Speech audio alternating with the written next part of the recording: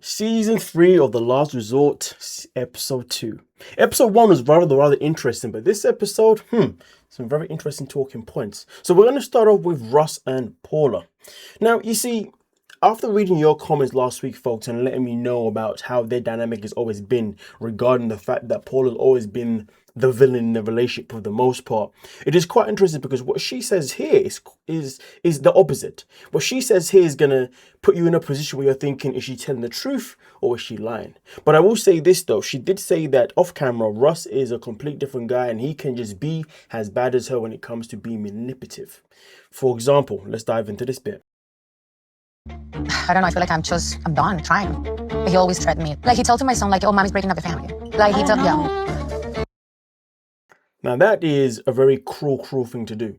Now let's just say that Poala is telling us the truth here and that, Russ has his own ways of being toxic. He has his own ways of being unhealthy. Now, if he's the kind of parent that really sit there and say to their child, mommy's going to break up the family. Why? That is a cruel thing to do. I really dislike people that put children in the middle. That use children to their own advantage. Use children to manipulate the other parent. Why? That is selfish. Selfish on the child more than ever. And also traumatizing to the child more than ever. And in these situations, should you then fall for the manipulation? Should you then stay because you don't want to be the one that the child blames for breaking up the family because, well, the other partner is the one that's obviously put you in that situation?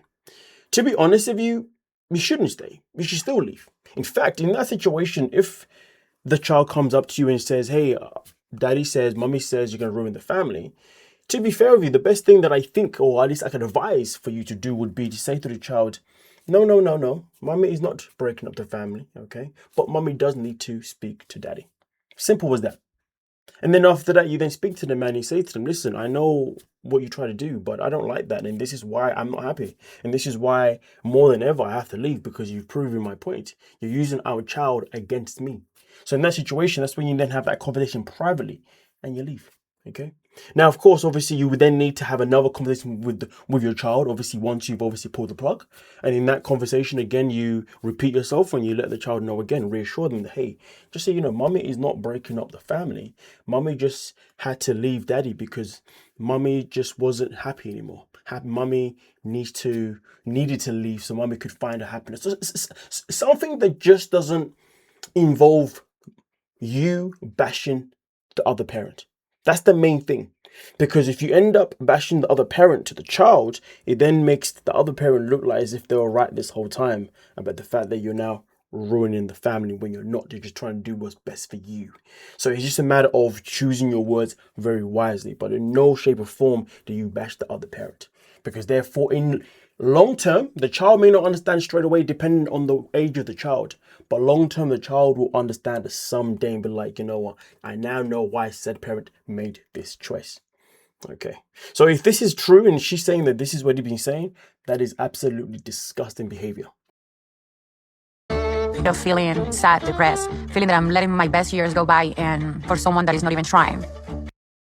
It is kind of crazy though, because to be honest with you, that comment can be taken in so many different ways depending on what perspective you want to look at it.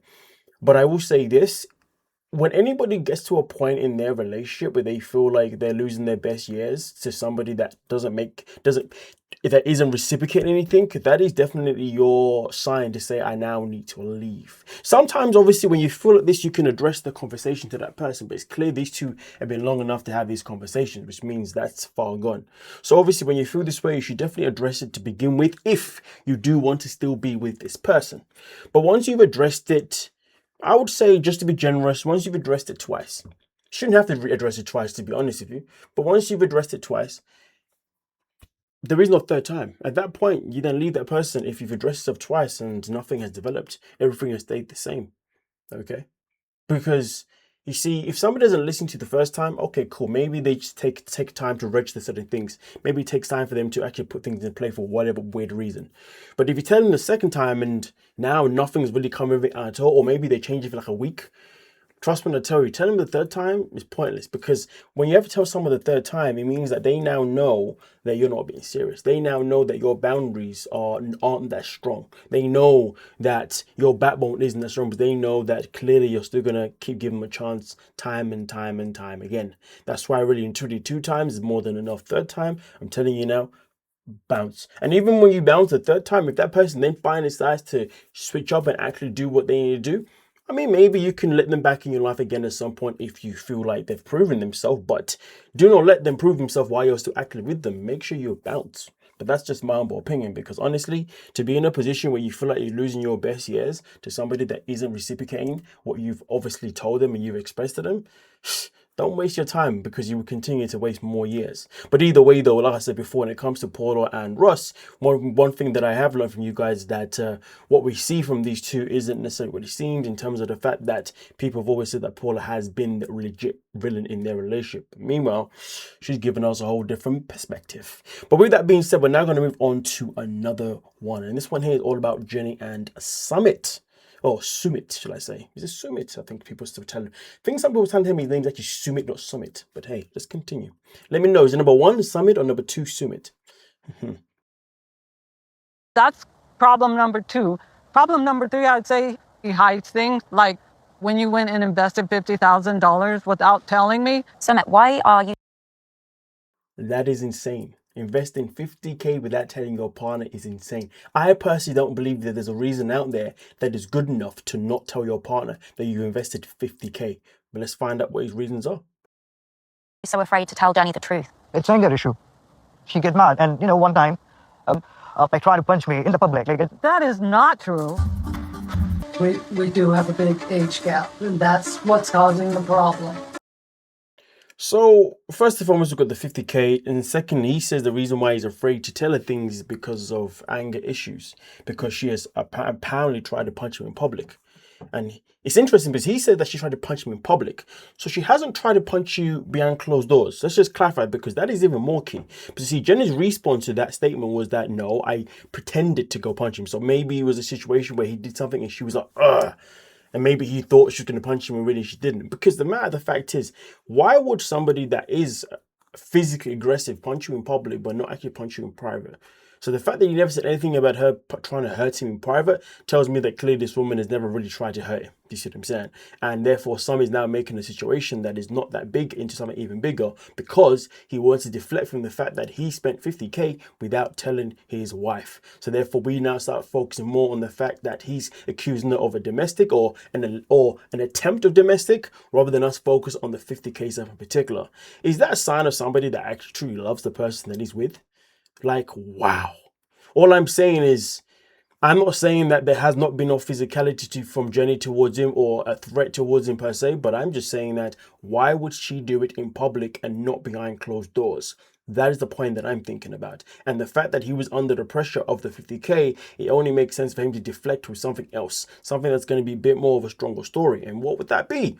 Well, let me guess, domestics. So the question is, do you believe that Jenny really try to hit this man? Okay, I mean, listen, we've definitely seen that she can be a really agitated person over the seasons. That's something that we can't hide from. She's always shown that side of herself of getting really hot and bothered really quick and getting a little bit angry, a little bit tempered and whatnot, but we've never really experienced her show any signs of physicality, which doesn't mean that she hasn't.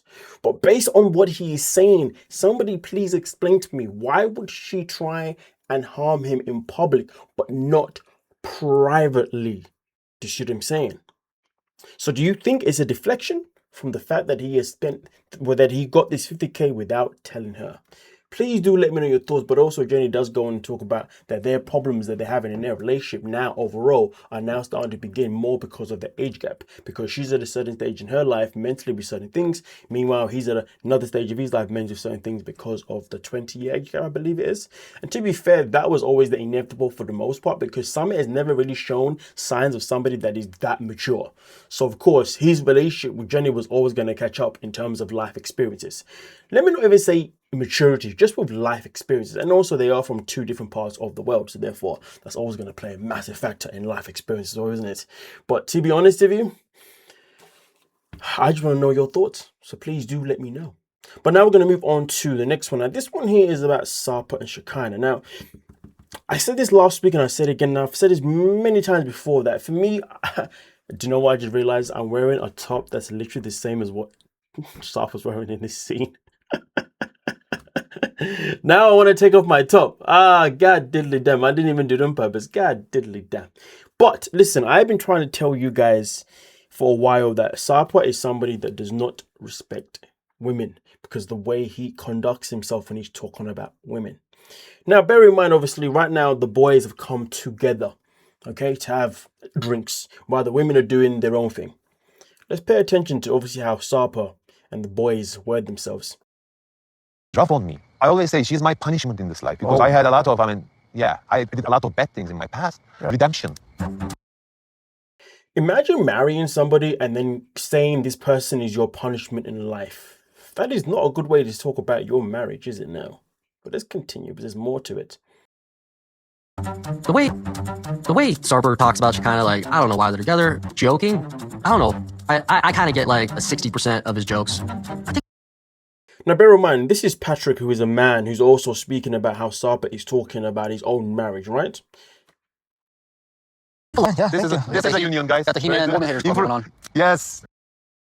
And the fact that somehow the boys are now become somehow a woman's haters club is bizarre. And guess who's at the forefront of that conversation, of leading that charge? Yes, Sarper. Because you see, anybody that I guess, I mean, listen, I'm not saying all of his stand-up jokes are regarding his relationship with Shekinah or they're all about women, because I have never been to one. Clearly, I'm here in the UK.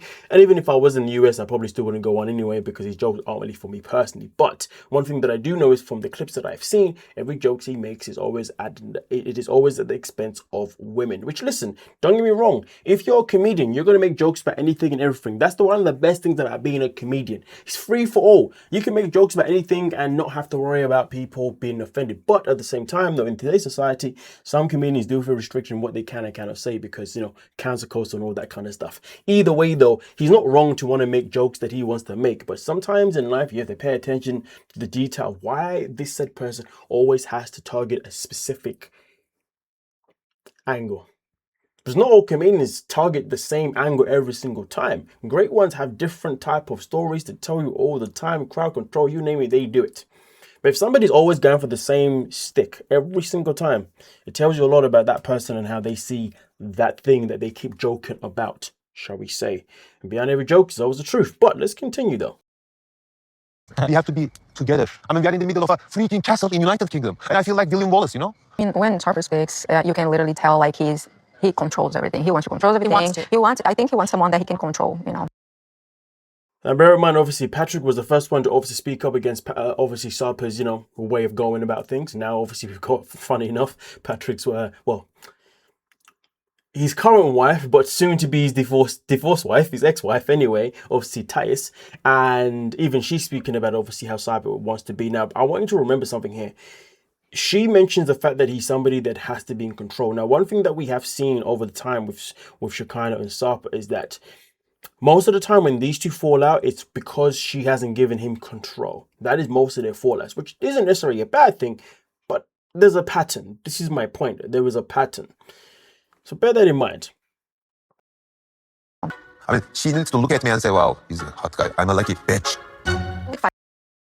You know, I was once told that how a man or even how a woman talks about the other gender tells you a lot about how that person sees that gender or how that person respects that gender. And, you know, one thing that I'm a very strong believer is the power of words. Now, don't get me wrong, in that conversation here, when he says she needs to look at me as if she's a lucky B-I-C-H, yes, we can say that was lighthearted. Yes, we can say there was no malice behind it because there wasn't. Not really, there really wasn't. But why would you feel the need to have to address your woman as a B-I-C-T-H? Why can't you say she can look at me and feel like the luckiest woman in the world? What, do you see what I'm saying? Or why can't he say that when I look at her, I see her as the most beautiful woman in the world? So I hope when she sees me, when she sees me, she knows that she's lucky to have a guy. But then again, at the same time, even saying that she's lucky to have me is one hell of a wild statement. So I wouldn't even say that, to be honest with you. Do you know what I mean? If anything, you're going to use the word luck. If anything, you want to say, I feel so lucky to have this woman. I hope that she feels lucky to have me. Because end of the day, folks, power of words is a key thing. Now, let me tell you something really interesting here. This is how I know power words is very key, because you see, sometimes in life, depending on someone's mood, if you use a certain word, depending on that person's mood or whether that person dislikes you, they will find certain words offensive straight off the bat. But if someone's either in a good mood or if they like you, they will happily tolerate certain words you use, even though they shouldn't be. What's the point of making it? Sometimes I do find that whether it be man or woman, people are more than happy to tolerate certain words depending on whether they like that person or that mood, which is quite hypocritical, because really and truly, if you know you do not like certain words being used towards you, you shouldn't like them no matter who say it to you and regardless of whether how you feel about them.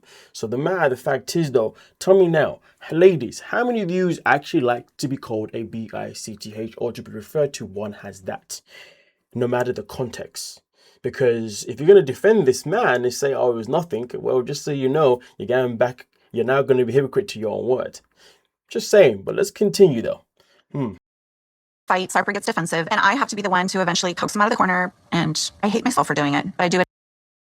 So bear in mind, Shekinah speaks about how each time these two have a dispute with something, Sarper will not talk to her at all. Gives her the complete silent treatment up until she breaks and she's the one that apologizes. Remember what Taya said? She said that it seems to me as if he's the one that always has to be in control.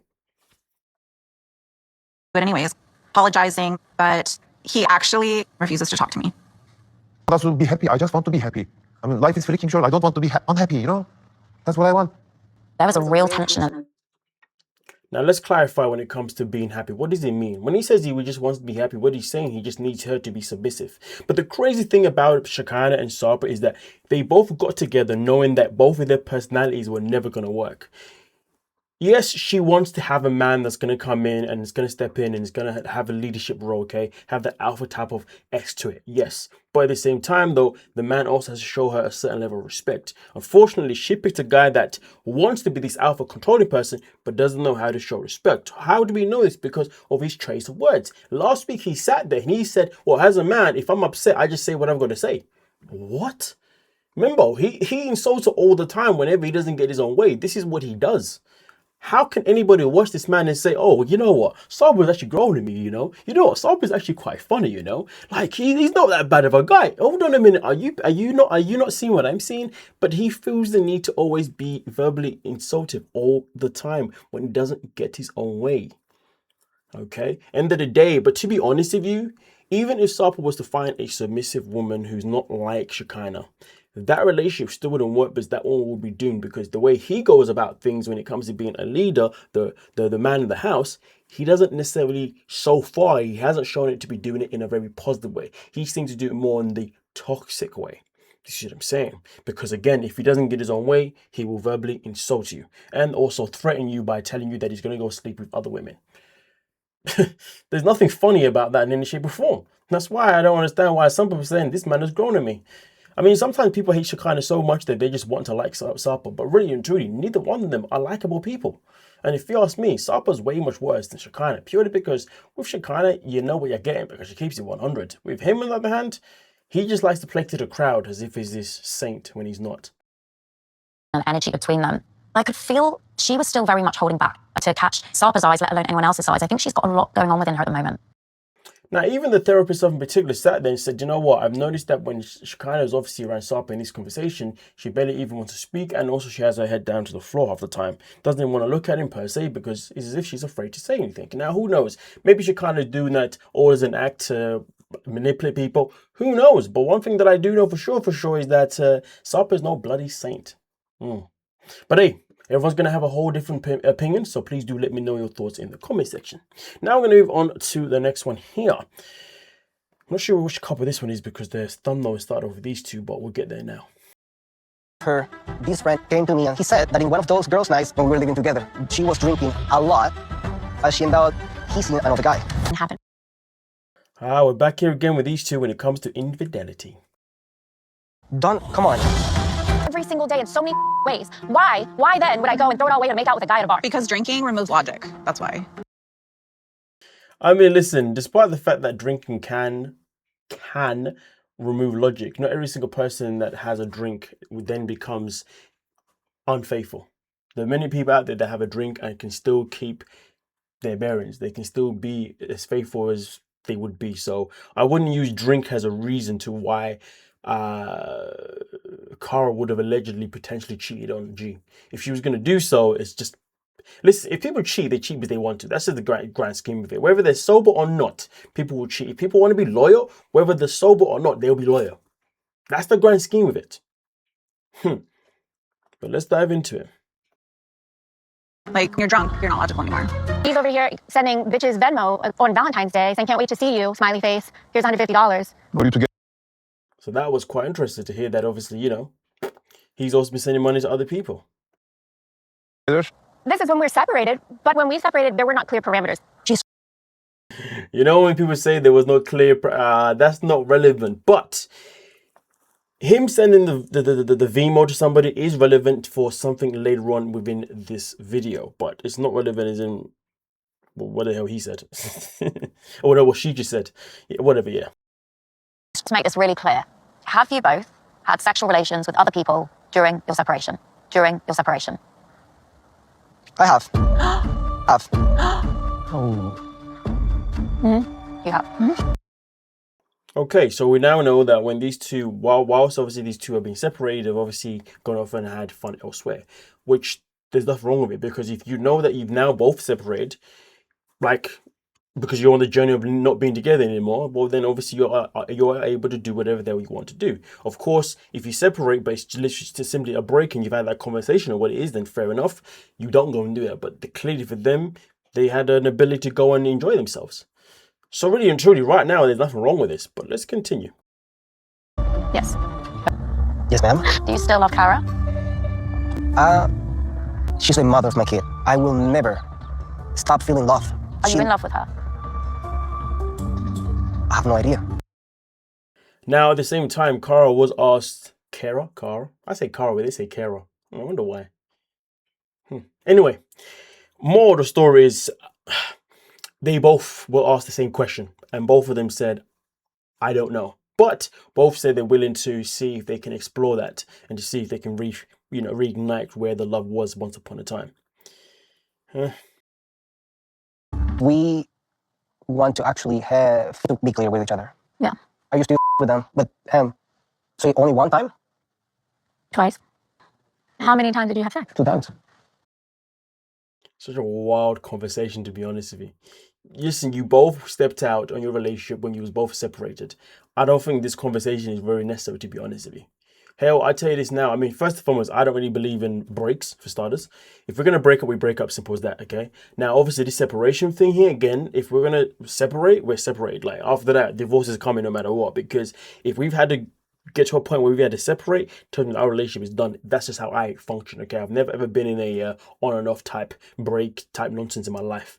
But for context purposes, if I decide to be married to someone and then all of a sudden we have a separation and we both decided that we're going to separate and do whatever that we want, right? Yeah. I don't care if I sleep with 10 people. I don't care if you sleep with 10 people. At the end of the day, we are not together anymore. That's the grand scheme of it. What we choose to do with our time from that step forward is up to us.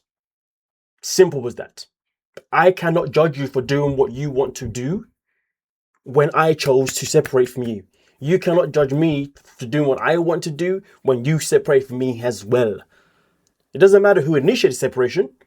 The matter of the fact is you both need to agree to separate anyway.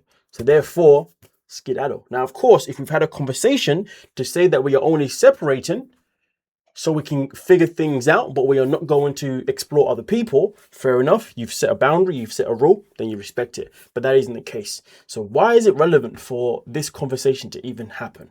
Well, you know why? Because you see, with Guillermo, he is somebody that has to find a way to make him feel better about certain things. He has to feel like as if he's not as bad as Cara. He has to feel as if he isn't the villain in the story. Which is rather irritating because this is a sign of a man that just is not masculine. Or at least, let's continue. Actually, same way. I went to New York in the fall. I don't know. I feel like I had sex for the very first time after you way longer. You see, he just wanted to find out if One, who's done it more, and also who did it quicker.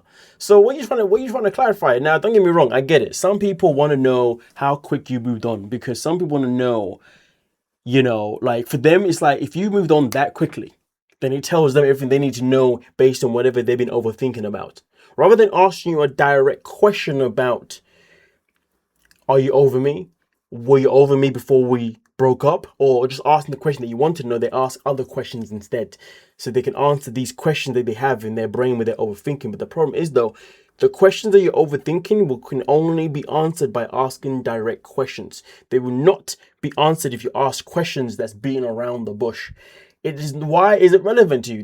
This is the real question. Why is it relevant to him? Why does it matter to him that she slept with someone else before he slept with somebody else? Listen, I will tell you this now. I have no shame, because this is the reality of life. If I'm in a relationship with somebody and we break up today, if I've got someone who's ready to do why am I not gonna go and just enjoy myself? Why not? Because we're not locked together anymore. Whether it be on the same day, whether it be the next week, whether it be the next month, we're not together anymore. And let's be real.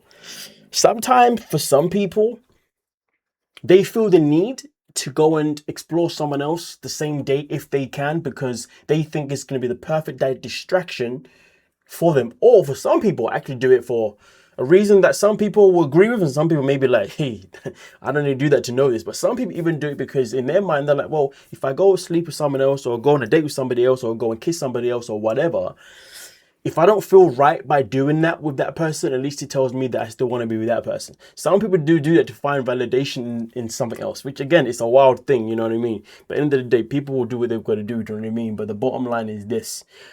Look at it this way, folks. If you are in jail right now, you've been arrested. You've been in jail for, I don't know, let's say a relationship, let's say on average, their relationship was about maybe 5 years. So let's just say 5 years for the sake of context purposes, right?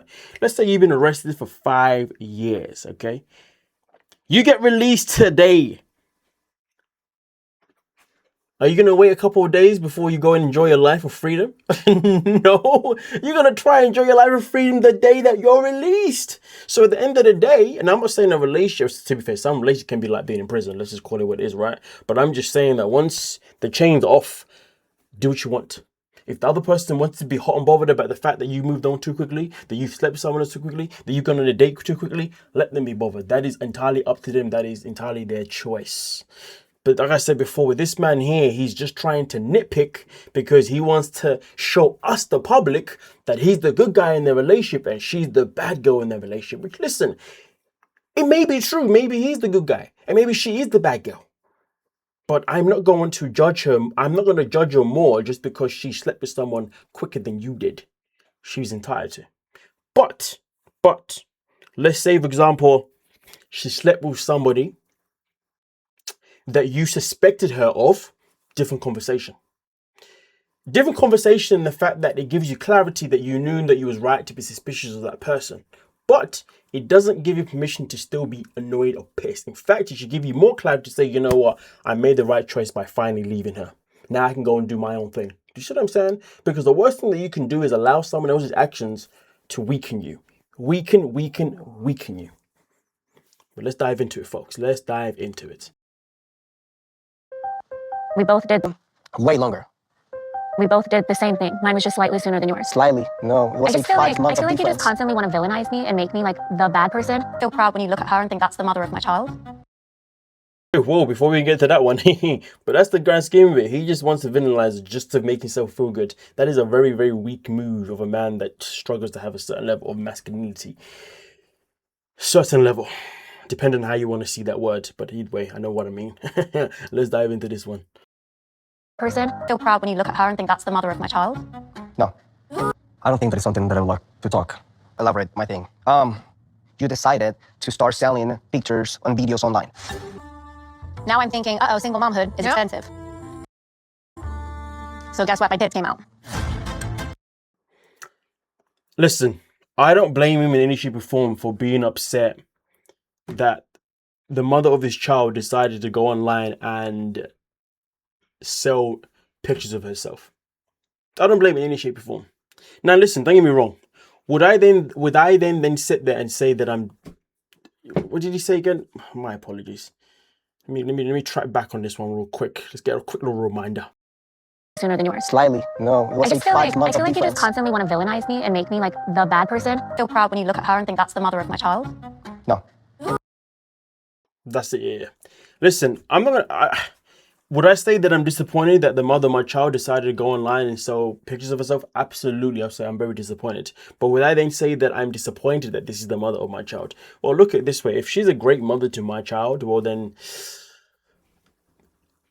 I would say that, listen, I'm just happy that she's a great mother to my child. But I'm still disappointed with the fact that she did this. In fact, I am embarrassed that my wife decided to go and do these things, or my ex-wife. 100%. There's nothing wrong with him being disappointed, but boy, to say that you're not proud of this woman that you chose to have your child is a strong statement to make.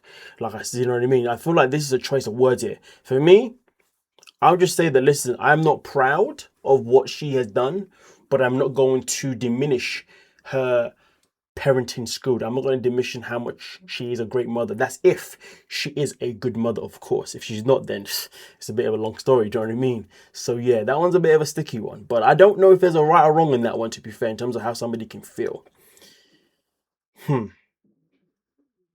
Interesting. Let me know your thoughts on that one, please. Let me know your thoughts. That one's a bit subjective. Now we're going to move on to the last one. This one here is all about Rebecca and Zeid. And boy, this one was something else. 100%. I hate to have to worry about where you are and what you're doing. You always think I'm cheating on you. We have application in the phone, so she always watching me where I am. Literally, No. hang on. Tracker. I used to be a private investigator. You checked off the top 3 boxes. You started I'm not going to lie to you. Just because you was a private investigator doesn't give you warranty to assume that somebody's cheating you just because they do certain things that you're used to seeing from people that who used to hire you to find if somebody was cheating. That is just called simply projecting. Projecting unless you have solid proof. So the question is she projecting, or does she have solid proof of this man actually cheating on her? That's where everything lies into place. And as of right now, considering that they're still together and they're on the show, tells me that she didn't have solid proof. So therefore, she was more projecting than anything else. She needs to check that. going the way you were dressing. You stopped letting me get anywhere near your phone. A fight. He throws a mortal fit, packs a bag, and disappears. Several times before, and every single time he is gone. But when she came out with this explanation, I was like, I can see why you would assume this man is out there doing the dirty. The phone activity, that's very strange. You know, leaving and disappearing until whenever, very, very strange. A lot of us would definitely be suspicious of that. But the question still remains, but why are you still with him? For the entire day. At 2 o'clock in the morning, something like that. And he's 400 miles away in a hotel in Virginia. So I get pissed. I'm so angry this time, so I'm just driving out, watching the road. I'm not focused where I'm going, you know. I won't lie to you. When he started saying this, I was like, I have heard that in America it is common for people to be, when people get pissed, they will get in their car and they will drive and drive. I think John Cena famously drove, I don't know if it was 8 hours or 16 hours. I'm gonna say probably 8 hours. It sounds more accurate. After something happened somewhere, and he drove, boom, just drove. So, you know what? Maybe he just does do that. You know what I mean? Now, she says he stayed in a hotel, but he claimed that he stayed in his car. Ooh. I keep going, driving all the way. I find myself in Virginia. Well, you not like my feeling. Do you know what I realized? To be fair, considering that she's a private investigator, why have you not found evidence? She must have been a very terrible one.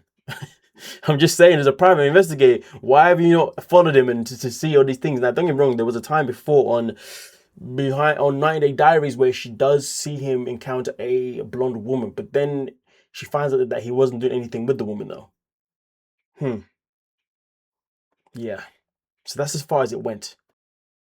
This is my problem with you. Do not come here and act like my problem is what is keeping us from being intimate or close or have deserved to be trusted. I have no idea who you're talking to, what you're doing. You have made it clear that I'm not allowed to touch your phone anymore. You know, when intimacy dies in a relationship, the relationship dies, in my opinion. It would for me anyway. I never stop you. No, your phone for like a setting or something, you literally will move it to that section, hand it to me, and then immediately take it back. Like worried that you might be cheating on me if that is the constant attitude that I get from you. I'm not cheating on you. I'm going to lie to you. If you know your partner is paranoid about you cheating on them, then you should prove to them that you're not cheating. I mean, nobody should have to be in that position of proving anything, but you should prove it some way, somehow. Do you see what I'm saying? So if he's going to continue doing this shifty behavior with the phone, yeah, it's not looking good for you, buddy. But again, she's a private investigator, so find evidence. Had a therapy session where we talked about him running away. And the second that things get tense with us, he runs away and starts drinking with the other couples and doesn't tell me. She think I'm cheating on her, so why she stay with me? Let's broke up. That's a very, very good question. Very good question. I'm so close to finish my relationship, to be honest. But then he finishes off with this one. So here's the thing. It's easy for him to say, if she thinks that I'm being unloyal, then why doesn't she break up with me? That's the easy thing to say. But for you to say that I'm so close to leaving her, well, why would you in one comment say, why didn't she leave me? And then another comment say that you're not close to leaving her. No. Let's keep the conversations consistent. If you're going to say, why didn't she break up with me? The next thing out of your mouth should be, I should leave her now. I'm going to have a conversation with her right now. And I'm going to let her know, this is how I feel. If we can't resolve it, I'm leaving right now. Not, oh, I'm close to it. Everybody knows what that means. When somebody says, oh, I'm close to walking out, it means they ain't going nowhere. They ain't going skiddly diddly nowhere. With you. Already apologize about what's going on. Oh, he apologized to you? That says a lot. He was talking to me. No, he need to apologize to me. I'm the husband. Oh. No, Sarper needs to apologize to the person he disrespected. Don't get me wrong. He should apologize to probably both of them. 100%. But yeah, no. The fact that he believes that Sarper apologizing because he's a husband is more than enough is crazy business. Oh. Really more important that he was disrespectful to me than whether or not I told him something. Why couldn't you just be on my side? I think he talked about to her specifically, but I thought he be in men's side, and she not like it. She told him, shut up. So more of the story is that he thought that when Sarper was saying what he was saying, generally speaking, regarding obviously what happened in the last episode, he thought Sarper was just talking generally about anyone and everyone, not necessarily targeting specifically his wife. Which is fine, but the issue that these two have is that when it comes to communications, Rebecca just doesn't allow this man to finish what he's saying. Now, she obviously has to understand that due to language, he's going to take longer to explain his point because he's trying to find the right words or the words that he thinks fits the story he's trying to fit. But unfortunately, when she's heated, she lacks a lot of patience. And because she doesn't have that patience, she ends up shouting at him and he ends up shutting down, which isn't good. Rebecca really needs to work on the way she communicates towards him.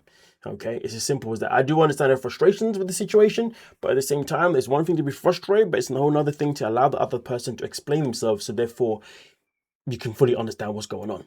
But to shut that down, that person but to ask him something and then to shut him down when he's answering your question, well then why ask him in the first place? Don't ask someone something and then not let them finish. Do you know what I mean? But hey, it is what it is. It is what it is. This is obviously the drama for this week. So please do let me know your thoughts. Now, of course, there is Between the Sheets to come as well. So please do stay tuned for that reaction to come soon as well, folks. Okay. But nonetheless, so please hype the video, like the video, subscribe, and most importantly, have a great day. Thank you so much for your time.